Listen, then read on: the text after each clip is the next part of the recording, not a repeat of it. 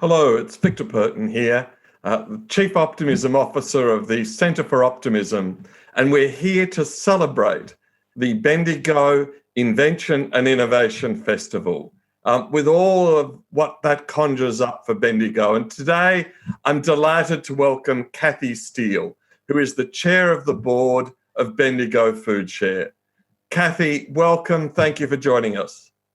Thanks, Victor. It's great to be here. So, Cathy, the first question we always ask in these optimism events is, what makes you optimistic? Cathy, what makes you optimistic? Well, for me, it's people. They're the people who make the world a better place. Together, we can do anything. That's perfect. So, you're the chair of Bendigo Food Share. It's an optimistic enterprise, dealing with people who are having problems and helping them solve them. Tell us more about Bendigo Food Share. So Bendigo Food Share is a volunteer organisation. We started in 2013 just trying to get food out to organisations that give food out to people. And since then, we've developed from a really small volunteer-based organisation to quite a big group. We get food currently out to about 12,800 people every week. We work 7 days a week. We've got hundreds of volunteers in the shed, out and around in the community. And we've got thousands of people, literally thousands of people, who then give out the food to the individuals in need. So be it in a school for a school breakfast or lunch, or in a cooking club, or an organisation that gives emergency relief during COVID, or in bushfire times or in drought times. Everyone works together. They're a virtual team and we make sure it works. It's splendid. And you're also a leader in the Bendigo Sustainability Group. And of course, that's an optimistic enterprise, bringing sustainability to communities. Can you tell us a little bit more about that and what that's doing? So the Bendigo Sustainability Group's a group of people who just believe in sustainable living, working, having fun together, learning about our community, our bushland, sustainable housing, solar power, anything we can do to help build a sustainable economy. If people want to discover what locals and others around the world are doing, then you need to get involved in a group like Bendigo Food Share, Bendigo Sustainability Group. It challenges your thinking. It's good, and it's good to meet others with similar values. And you're also a leader in the Bendigo Volunteer Resource Centre. And of course, volunteers are by their nature not just optimistic, but people who act on their optimism to make a difference. So again, you've got these three enterprises. Can you tell us more about what that centre does? Yeah, that centre, it's a fantastic centre. That's a centre that supports volunteers and volunteer organisations in the Greater Bendigo and the Loddon Shires.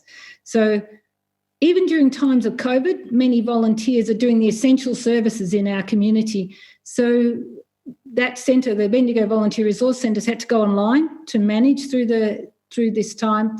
But people are out there still helping, so they need the support and they need the services out there. If people want to know how to volunteer, go online, look up the Bendigo Volunteer Resource Centre, go online, give someone a ring and say, I'd like to help, I'd like to be out there doing stuff that's really important in our community, and they'll help you find that place as a volunteer. And even in these COVID times, where some people are a bit fearful about going out into group settings, there's still a lot of volunteering you can do from home or in isolation, isn't there? There certainly is. We've had, even at Bendigo Food Share, so we had to move from having people on reception in the shed to people taking the phone and answering the phone from home. And every day, one person would take that phone and hand it on to the next person, clean it, put it in the mailbox of the next person who took it for that next day. So we found ways, and all these organisations are finding ways to do it safely so that people can volunteer in times of crisis, in times like the COVID times. So we're celebrating Bendigo's invention and innovation. And in your working life, you have exemplified innovation by setting up a centre in the health sector. Can you tell us a little bit about that piece of your history? Yeah, that's going back a fair while now, But that's the Australian Centre for Health Innovation. So I was in the health my health career, I was a clinician, a teacher, and on some wonderful occasions, even an innovator. So even in those days, and this was, my children think it's about when the wheel was invented still, so it was a fair while ago. But we established the Australian Centre for Health Innovation in response to the need to innovate safely in health. So our focus was on evaluating information technology under realistic but simulated critical health situations. So we had simulation mannequins that had amazing things happen to them, and all their vital signs where things were going wrong, the clinicians were trying to respond to them, and we'd give them a new piece of technology, a new medical record or something similar, and just see how they managed with it, because that was reality. That's what they're going to have to work with the next day or the next week or the next month. And then we could feed back to the people developing that software or that system what the difficulties were, what the good things were, how it would work under pressure. And you can imagine if you're, say, a hospital moving from a paper-based record system to an online system. Now, I know nowadays people think that's standard, but at the time when we were doing it, you can imagine a clinician who's used to running to an emergency, picking up a history and having a look quickly through it, and then they turn to their computer and it takes them 10 minutes to log on. It's not going to work.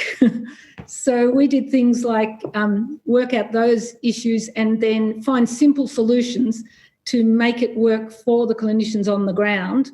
So we either just fed back to the developers or we sometimes invented things ourselves to make it easier. And it worked, and it helped people to have a safe clinical environment. Well, that's absolutely brilliant. A lot of our research and global research shows that it's very difficult for a pessimist to innovate. That it's the optimist who accepts that shit happens, that things will go wrong, the Dysons of the world who have 5,000 models before they get their one-shot wonder of a vacuum cleaner or the like. So what's your experience of the relationship between optimism and innovation and the importance of that relationship? It's a really interesting question. I think we can either creep forward step by step and keep pushing the proverbial uphill, or we can leap forward, and I think that takes optimism, and that's how innovation occurs. It doesn't have to be complex. It can be the simplest thing, like the person who invented a peg. That's simple, or it seems simple, but it may not have been in the process. But we need to be optimistic and open to seeing things in a different way, whether it's creating that closed peg, finding a vaccine for COVID, which the world is working on at the moment, or just, looking after our lives and our planet. We need to be optimistic to enable us to make those leaps of innovation. So if we're optimistic, we can do more. We have the opportunity to do more and to become innovative and make a difference. I mean, just brilliant. I think we would bottle that and send that to every leader in Australia. I think it would be wonderful, because everyone's grappling with this COVID problem, the pandemic. And, you're heading up 3 volunteer organisations, while people are living in fear and anxiety of what, in many cases, for older volunteers could be a fatal disease.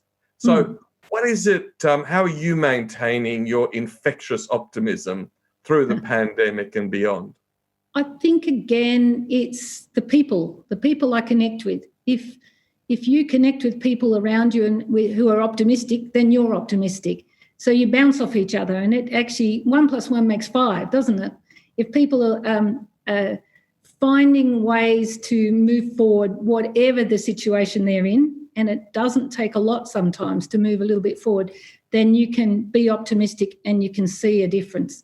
For example, when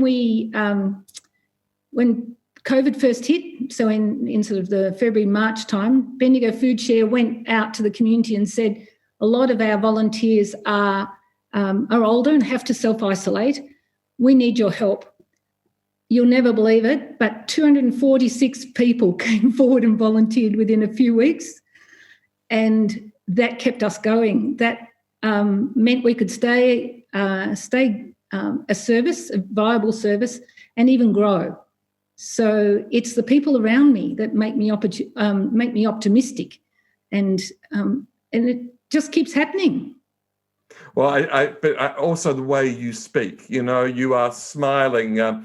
We've prepared the habits of the optimist. We say, smile like an optimist. You smile at someone, you lift them. Laugh like an optimist. Again, you're full of self-effacing humor and laughter. And do you find, that's a big part of your motivating the volunteers who work with you? It's interesting. I wouldn't have even thought of it. I would think they motivate me, because I only have to see what they're doing and talk to them, and I get that smile. I feel motivated. So it's a two-way street totally. If people weren't smiling at me or saying, this is what we want to do, or we need to make this better, or we need to do something, be it a difficult thing or, not a nice thing even sometimes. But if they're saying we want to make it better, then I'm optimistic and we can make it better. Now, the other day, up in my clippings popped the Bendigo Senior Secondary College's values statement. And if I can read it to you, optimism is one of its core values. And they say being enthusiastic in our living, learning and contributing, embracing opportunities to make a difference, being resilient and persistent in adversity. Now, of course, I don't know whether the school got the value from Bendigo or whether it's transmitting the values to Bendigo, but thousands and thousands of young teenagers who are now adults have gone through that school with that value of optimism. Do you find Bendigo, it's a UNESCO centre, it's a global exporter. Is it a city of optimism? Look, it is. We're not saying we don't have ups and downs. Every place, every person does have ups and downs, and we have challenges. Over the years, there's been challenges, whether it's drought or whether it's, community issues or whatever else it is. But people help each other. And just like you said in Bendigo Senior Secondary School, the schools are optimistic. Our schools teach social engagement and social responsibility. So all of the schools try and find something they can do in their community to make a difference. And that is just brilliant for me, that every school child experiences that from a primary school right through. I think that's really, really important. In the community, anytime we call for help or people are talking about something and want to make a difference, there's a can-do attitude and we do it. So another example is when cafes were trying to reopen recently after being closed down for so long. And we called to the community and said, look, we need food for people in our community. There's cafes opening. Can you help us? And within a few weeks, we had $12,000 donated to help us pay cafes to, in their time, as they're coming back together, to actually create meals for those in need. So there's a win for everyone. Gave some money into those businesses as they were starting back up, and it helped people who didn't have anything. So that sort of thing happens all the time.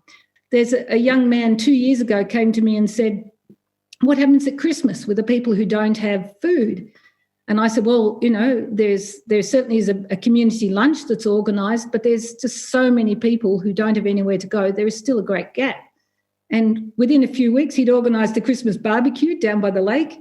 And for the last 2 years, he's run that free for anyone who doesn't have somewhere to go, someone who just needs some support around them and a nice lunch.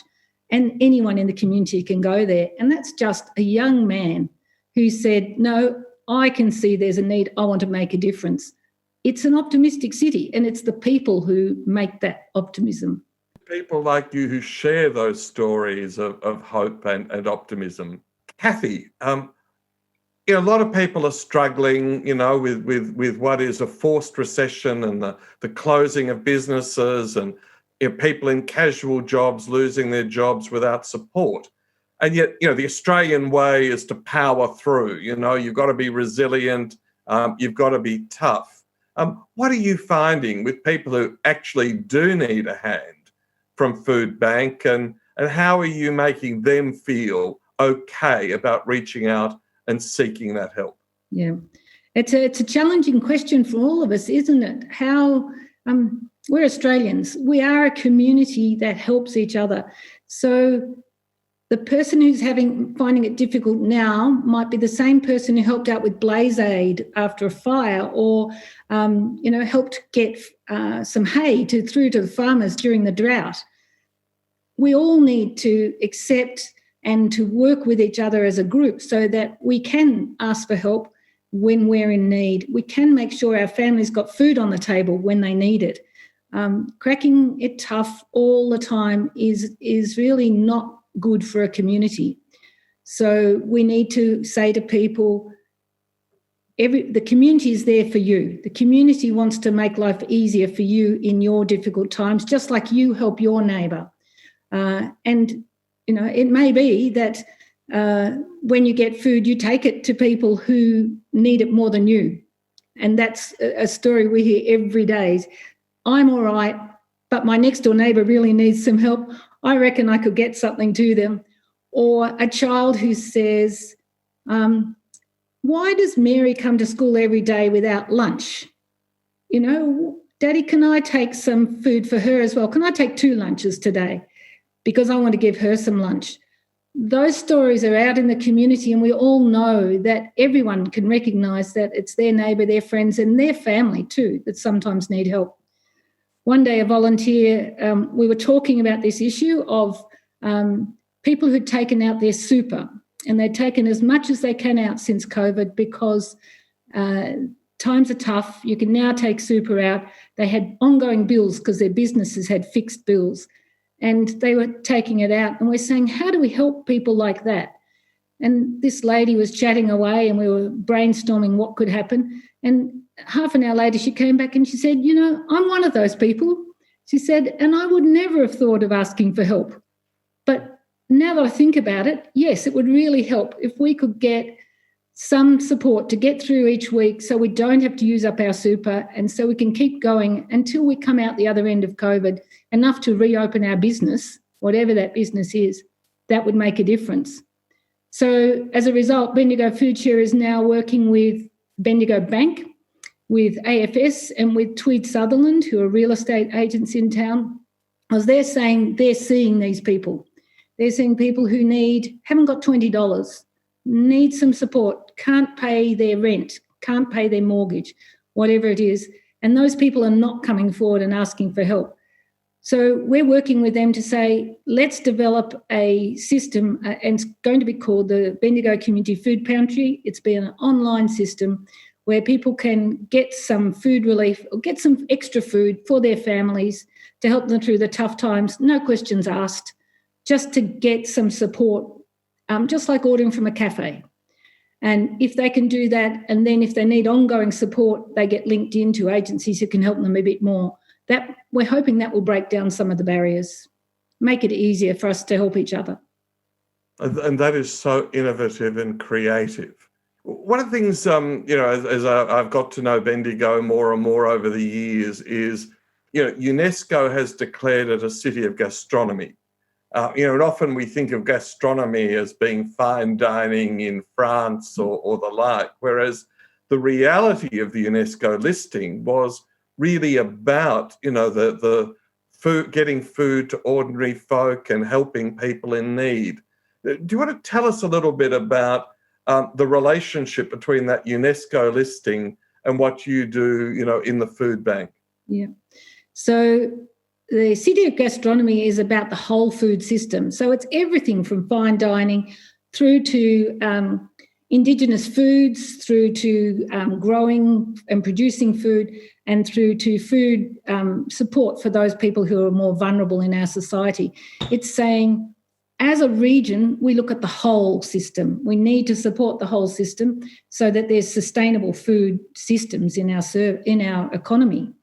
And that is the brilliant thing about working with the UNESCO City of Gastronomy, because you're not looking at one aspect, be it the food relief that we do or teaching food skills or whatever it is.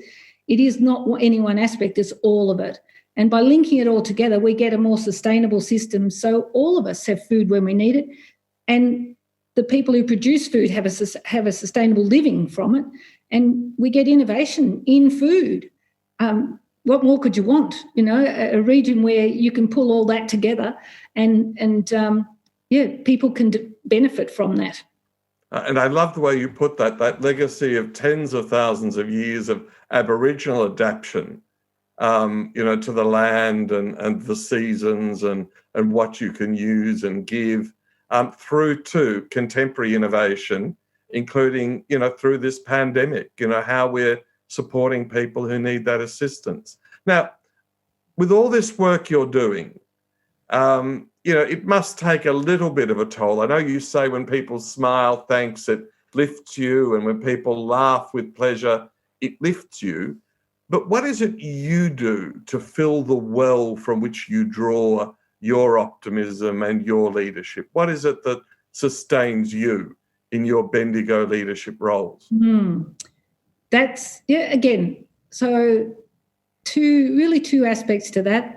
One is my family, my grandchildren, my children, the broader family. They're the people that are close to you are really, really important.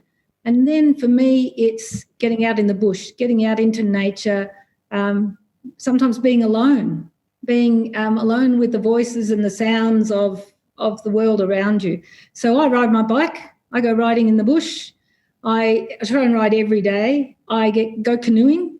And that's hard when you haven't got any water in town because we're a dry town. So we do have to drive a little way to go canoeing. But a lot of my holidays I canoe, get out there and see the sea turtle's head coming up or, potter along and watch the animals and the birds around me.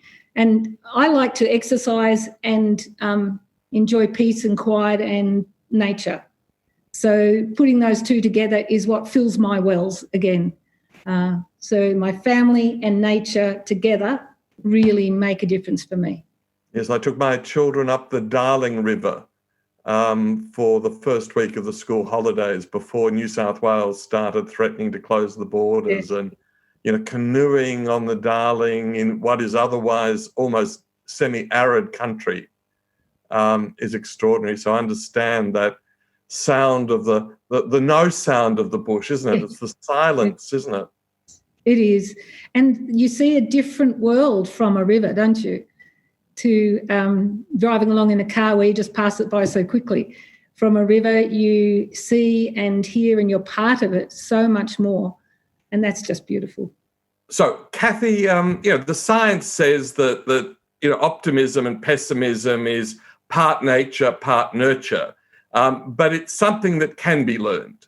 There are habits, we talked about, my best self or asking other people what makes you optimistic or just even asking better questions. So from your perspective as a health innovator, a community innovator, how do you see the optimism question? For you, is it nature or nurture? And how can we best foster optimism in those around us? Yeah, well, I think I agree with you, Victor. I see it as nature and nurture. Certainly, if you surround yourself with people who are optimistic, you're more likely to be optimistic. So that is one of the easiest ways to do it. And it's also when you're not feeling optimistic, how do you make that stretch to move into, from glass half full to glass half empty, from glass half empty to glass half full? How do you make that step? And whether it's using your mind to find ways to move out of that, to think, where can I be? How can I do it better? What could I do? How can I bite off the elephant one bit at a time or move forward in a positive, constructive way? I think reading more, finding out more, talking to more people about what it is that makes that difference is crucial. And it's interesting, when I see groups of volunteers at work, they bounce off each other.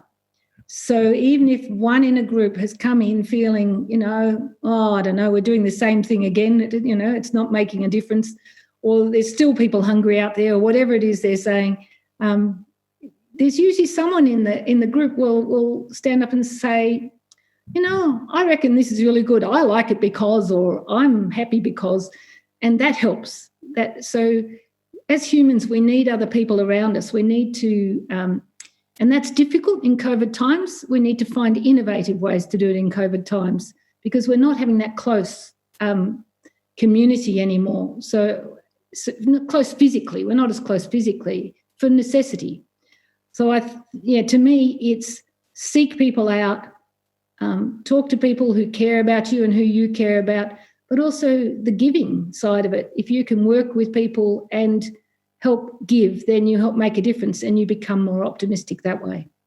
Yes, when I asked Bill George, the Harvard professor of leadership who wrote True North, what makes him optimistic, he said, being surrounded by positive, optimistic people, what a blessing. So I think you nail it there, that those who are listening, when you think about the people you spend time with, sometimes you've got to spend time with pessimists. They may be a member of family or someone you work with, but choose the people you let near your mind and surrounding yourself with optimists. You've nailed that piece of science there. The other one I'd like to ask you about, of course, is gratitude.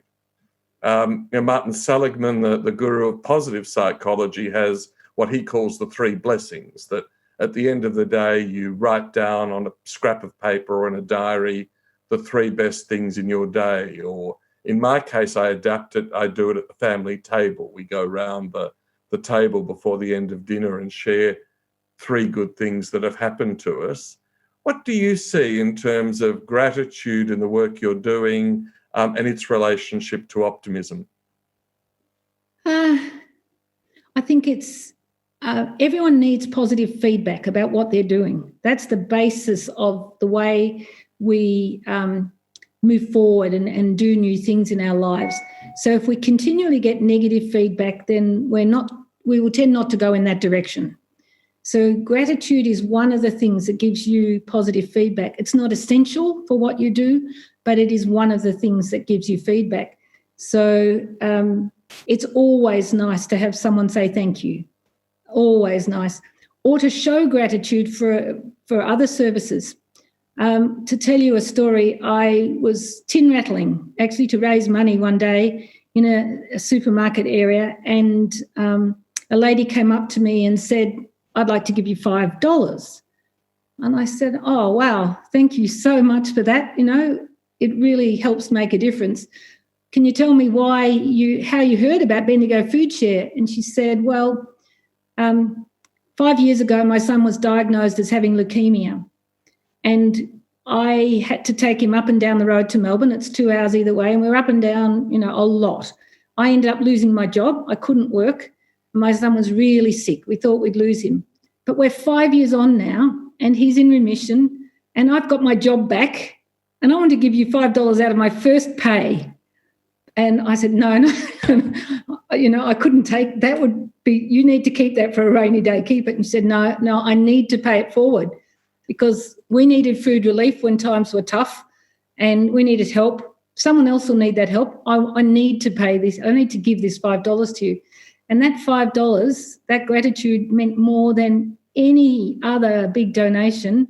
And it's still, if I could have, I would have copper plated and put it up on the wall, because it's people often who've done it tough, who are doing it tough, who want to help others, show gratitude, but also are out there trying to help in any way they can.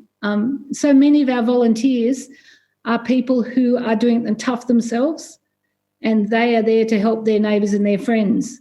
I would say if I had to look over the volunteer group at FoodShare, the majority of them are not on high incomes. And a lot of them are people who, have been on JobSeeker or JobKeeper and see the need and want to help others. The fact that they're giving back when they've had tough times, or that farmers are donating food when they've just been in drought, but they see that the community needs food at the moment, so they're giving some of their food. We've had 38 tonnes of produce from farmers donated just since March, just straight off the farms. And, that just blows my mind. So gratitude is shown in a lot of ways, isn't it? It can be that the farmers say, people help us when we're in drought and I want to give back. Or it can be someone just saying thank you, or someone saying, how can I help? All of those make a difference and help make you optimistic too. It's wonderful. Mother Teresa, I think it was in her Nobel Peace Prize speech, talked about this. She took a delivery of rice to a Hindu family that was starving. Yeah. And the woman took the rice, split it in two, and took some next door to the Muslim family that was also starving. And it obviously, like you, I can feel the emotion as you tell that story. I feel the emotion. Mother Teresa felt compelled to tell a very similar story to the elite at the Nobel Prize Awards. So, gosh, that's powerful. That the $5 or the farmer who's coming out of drought. People are so good. I oftentimes, when I ask people what makes them optimistic, it's this faith in humanity that is so much a part of it, and obviously, drives you. It does. And your story makes me shiver, or Mother Teresa's story makes me shiver. It's key to the whole human race. I've got to share something with you. The other day, the Vienna, as in Austria, Medical University published a study which showed that optimists sleep better. They have a much lower incidence of insomnia and sleep-related diseases. And the researchers' conclusion was that optimists sleep better, but sleep makes a better optimist. But their next conclusion is very interesting indeed, which is that the best intervention for helping you to be optimistic is one that's now used by the American military as well, called My Best Self. So you sit down for 15 minutes and imagine yourself 6 months hence, 12 months hence, 5 years hence, and write about what your best self would be.